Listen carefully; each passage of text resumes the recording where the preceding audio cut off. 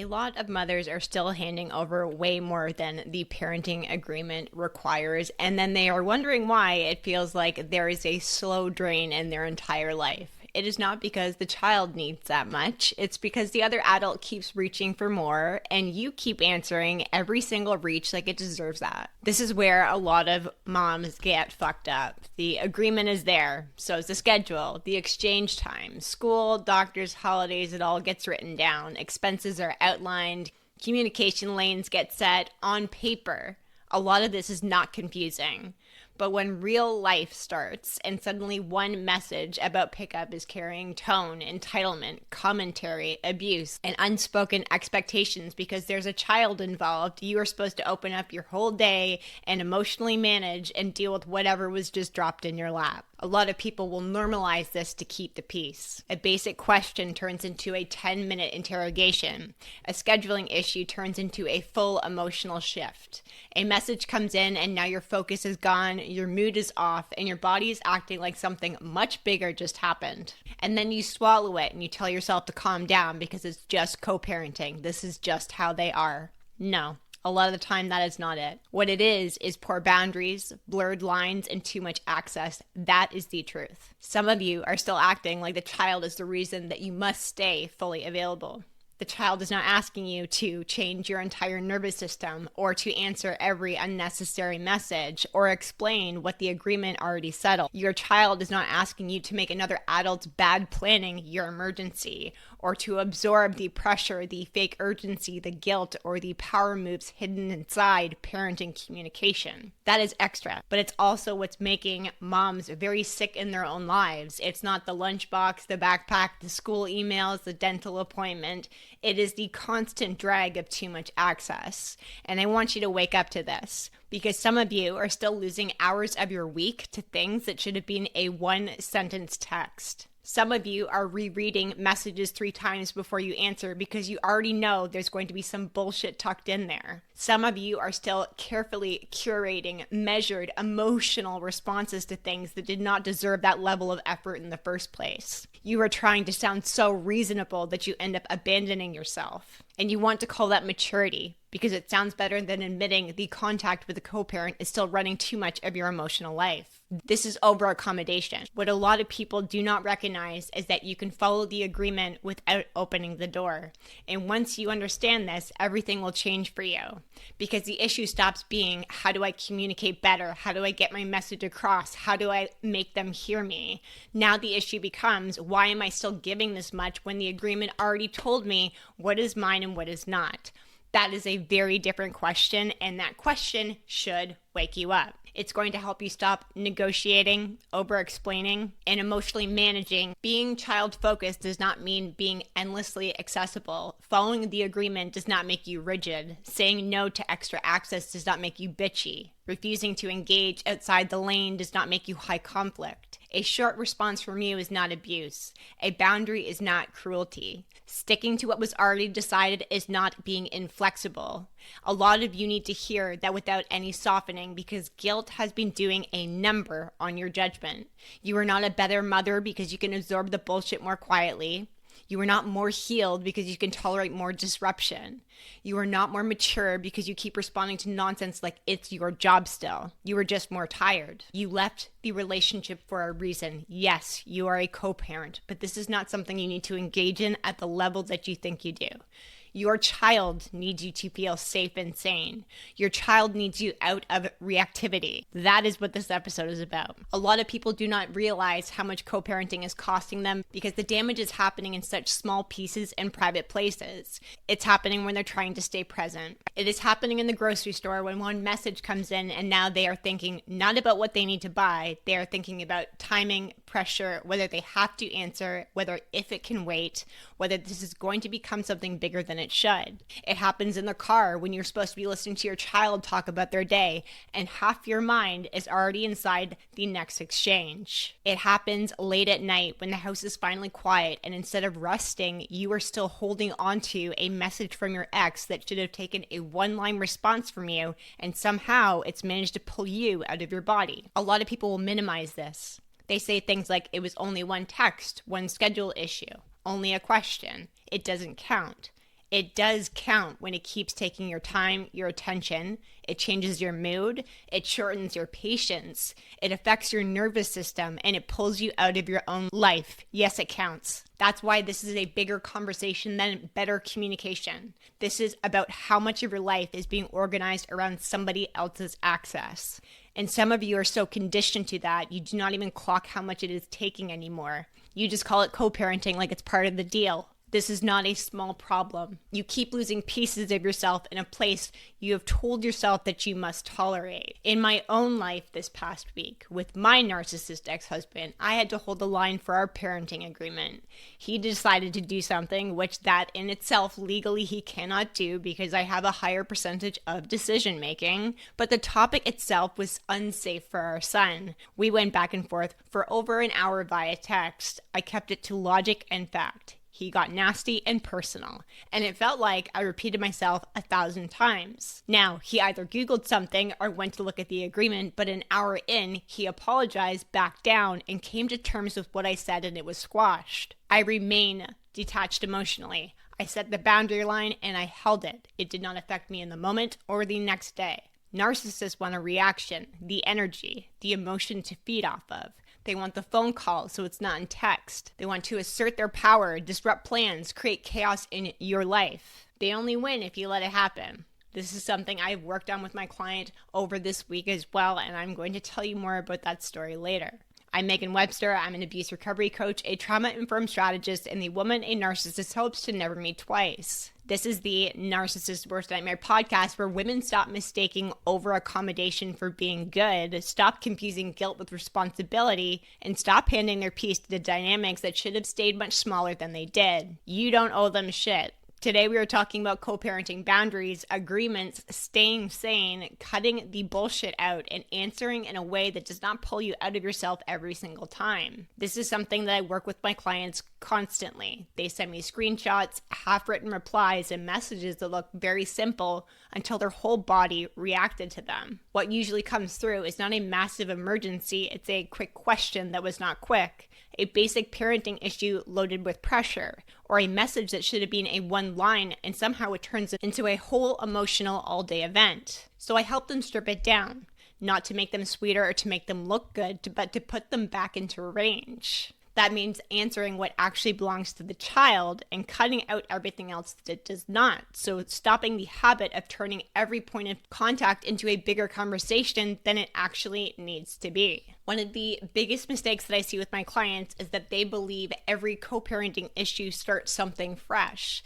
The agreement exists, so you do not have to rebuild the whole road every time a message comes in. So routines are not up for mood-based interpretation. So one person cannot turn basic structure into a never-ending debate whenever it suits them. The whole point of having something written is so the written thing can carry the weight when somebody wants to turn every single little issue into a negotiation. Logically, a lot of people know that. They know the agreement, they know what it says, and they know it already answered the question, but they still get pulled into discussion because guilt shows up first, the pressure feels loud, and fear starts talking like it is practicality. That is when they lose their own ground. The schedule says one thing, the message lands like the schedule is now a suggestion. The exchange has time, the other parent sends a message like time is up for debate because they suddenly want something different. A holiday is already outlined and the contact comes in through the holiday needs to be renegotiated because someone feels strongly today. A school issue is already handled, the message carries a whole emotional performance on top of it now that doesn't justify a factual reply, but reassurance, agreement, explanation, and flexibility. No, this is not like a cute decoration. It is there to be used. I had a client who knew the parenting agreement better than her ex did. She could have quoted sections of it in her sleep. Still, every time he messaged, she acted like the piece of paper disappeared. He would come in hot about a swap, a timing issue, an expense, and she would immediately start thinking about how to make it easier. Not easier for the child, easier for the interaction, easier for his reaction, easier for the whole conversation, so it did not turn into another stupid, draining mess. She would read the message, check the agreement, see that the answer was already there, and then spend 20, 30, 40 minutes trying to get a word in that would not upset him. I will say this again. The agreement has already answered it. The extra time that you've committed to this now has nothing to do with parenting. It is your ex pulling you into an emotional mess about something that was already settled. Your extra effort doesn't actually mean anything other than you were opening the door to access to you. It keeps the issue alive when it should have ended quickly. It teaches other adults that giving you pressure still works. This is why co-parenting will never actually land for some people, because the agreement is not unclear, but it's the contact, and when it gets uncomfortable, they leave what was already decided and step back into trying to manage the whole thing. If it is written down, use it. If the answer is there, stay with it. If the agreement covers the issue, the reply does not need to become a careful production. Some of my clients will send me screenshots of their message exchange with their co-parent, and the pattern is almost always the same. There is one, maybe two sentences that matter that actually deserve a response, and the other 5, 10 million paragraphs, whatever, are only designed to pull them emotionally into the conversation. So they've sat down to draft a response to all 6, 7, 12 parts of the message. And this is how people lose their sanity. And it's not because they are too emotional. It's because they have still not learned how to separate the issue from the bait. You can have a completely valid boundary and still talk yourself right out of it because the message came through with enough tone, enough charge, and now your body is in the conversation before your mind has a chance to understand it. That is not a boundary problem first. That is a nervous system problem. You know what to say. You know what the agreement says. You know what your child actually needs, but your body also reacts. And this is when things start to go sideways. So you try and think 3 steps ahead, manage whatever ugly thing might come back at you if you are too direct, too short, too clear. This is where a lot of women will betray themselves in very small ways that end up shaping their entire lives. This is what I want my clients to stop doing. Do not answer the whole message if only one singular part was about the child. Answer the issue. Do not get dragged into correcting every accusation or cleaning up every lie. Stay child focused. Do not explain yourself into exhaustion because somebody sent a message. This is why I teach the range method. The range of emotion that you can contain matters. It is not the whole message, it's the actual issue, and that's a difference. If you cannot hold range, then you end up paying for every exchange twice. You pay in the initial contact, and then you pay again in everything that follows. Because you already know you answered too much, opened up too much, shared too much, and stepped outside of what was actually required. The question isn't, how do I answer this perfectly? It's what actually belongs to me here. So when I say range, I mean the space where the child is covered and the bullshit does not get fed, and that is it. Range is not cold, it's not hostile, it's not passive aggressive. It is facts, logic, and zero emotional line with no room for bullshit. A reply handles the child issue and leaves everything sitting exactly where it belongs. That is a skill. Most people do not realize how bad it is until they start seeing their drafts beside the version that they should have actually sent. It is no longer your job to do emotional cleanup for another person. You do not need to over-explain hoping that they will understand. It is usually 1 to 2 lines. Pickup remains at 5. Per the agreement, that is your day. I am not available for that change. I have already provided the information. Please keep communication related to name of child. That is not what our parenting plan says. No, that is range. A lot of people will have a physical reaction to how short that is. They hear it and they think that's too blunt, too rude, too likely to cause conflict. What they are actually reacting to is the lack of room. There's no space for a spin, a bait and switch, emotional access, or some new side road to open up and drag them back into another conversation without ever knowing what happened. It is not going to feel natural to you at first when you are used to surviving by over-explaining. It feels like exposure. A client of mine sent a draft of a text message that was almost an essay. The issue was a school pickup. The message from the co-parent was full of little hooks.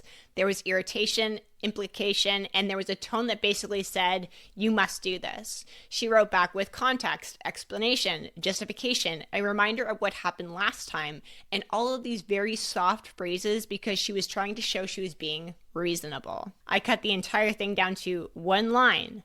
Pickup remains at 3:15. It is your parenting day. She hated it. She said he would think she was being difficult, that it sounded sharp. I told her the only reason it felt sharp to her was because she was used to cushioning the truth. That was the message she sent, and she got little to no pushback because there's no more room to move around there. She started to hear herself when she was creating messages back to her co-parent. She was no longer trying to manage perception instead of answering the actual issue. Range will save so much energy if you allow it to change. The goal is not to win the exchange, it's to stay within your own truth, handle what belongs to the child, and stop paying for extra contact that should have stayed contained. So if you are co-parenting right now, you know that it is not the easiest thing in the world, and I'm never going to sugarcoat that. I want to talk about what staying sane actually looks like, and I think some people have this opinion that co-parenting means getting to a place where nothing bothers you anymore. That is not real life, and that's actually not the goal. Some messages are still going to piss you off. Some exchanges are going to feel heavier than they should.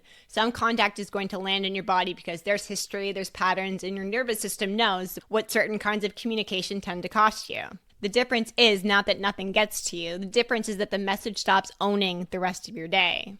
And this is also where I talk to my clients about expressive regulation. It's getting the energy out in these sorts of situations because there's a difference between this activated me and I need to answer this right now. And there's one where your body can get annoyed or angry or unsettled, and you can still stay within the agreement without handing all of this over to something else, right? And allowing it to ruin your day. You can actually hit pause without abandoning yourself before your life gets off track. You can read the message, find the issue, check the agreement, and send a one-sentence response. So you stop turning all these exchanges into emotional events where your decisions become some kind of emotionally charged surge where you're looking for hidden meaning in things, and you can stop acting like every message deserves analysis, and your nervous system will no longer have a place to be inside of the contact while it gets processed. That's actual sanity. It's not something that is glamorous, but it comes from structure, and structure is what's actually going to save people when the guilt gets loud. A lot of people have this backwards. They think being child-centered means staying open, soft, available, absorbing more than they should.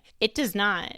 A child is not protected by a mother who is constantly getting knocked off center by contact. Children require steadiness. Their nervous systems will learn from your nervous system. So the adult who can be safe and steady and emotionally strong is what's going to make the difference here. I was having a conversation with a private client earlier this week, and she told me that she was sharing parts of her personal life with her ex-husband, specifically her dating life, and as we got further into the conversation, the pattern was super clear. It was a trauma response, seeking validation and permission, over-explaining and justifying. When I asked what the parenting agreement said, she said that she had to check. Her fear was that if she didn't share this information, that custody could get changed, which is something that he threatened before. A sane mother is safer than an endlessly accessible mother. A clear mom is safer than a mom who keeps reopening settled issues where she is afraid of looking difficult. This is a hard truth for a lot of people because they think that over-accommodation is going to protect the child.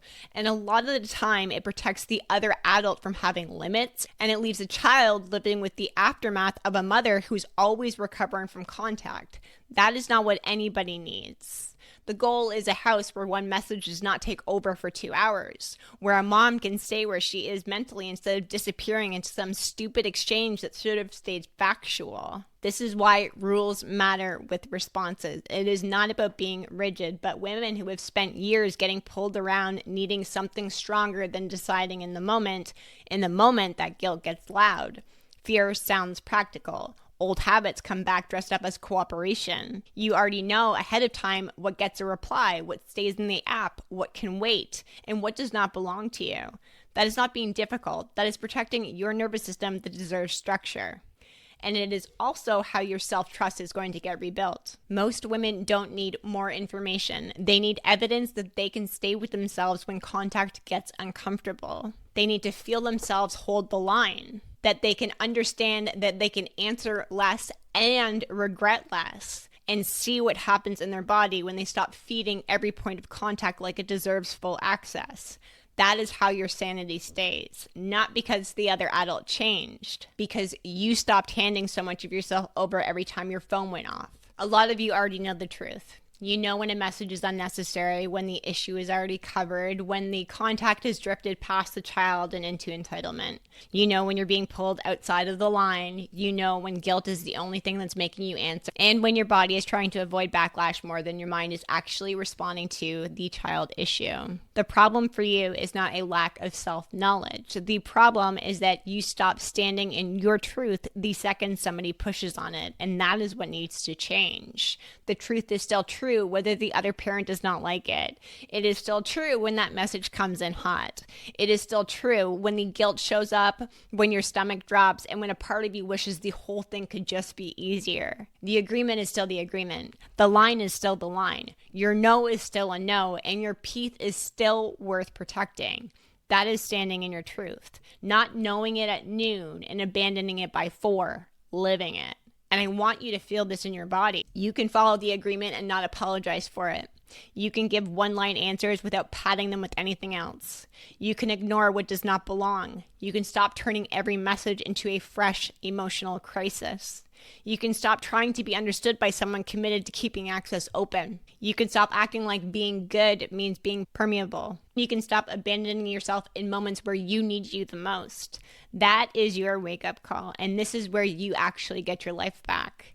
If this episode hit hard, it's probably because you knew where you were still leaking energy. You knew where the agreement was clear and your body still tries to leave it. You know where guilt keeps getting louder than your truth. You know where you are still over-answering, over-explaining, over-accommodating, justifying and rationalizing while calling it maturity when it's really costing you peace that you do not have to keep paying. This is why the RRR membership exists, because you do not need one good podcast episode from me and then another week of doing the exact same thing when you get a text message. You need support while you're in it. You need help writing messages in real time. I help you get back to the truth with facts and logic so co-parenting stops becoming one more place that you disappear into self-betrayal. If this episode cracks something open in you, good. Please share it with another woman who needs it. Please hit follow so you do not miss the next one. Send me a DM on Instagram and tell me what landed the hardest for you. This is the Narcissist Worst Nightmare podcast, and you do not owe them shit.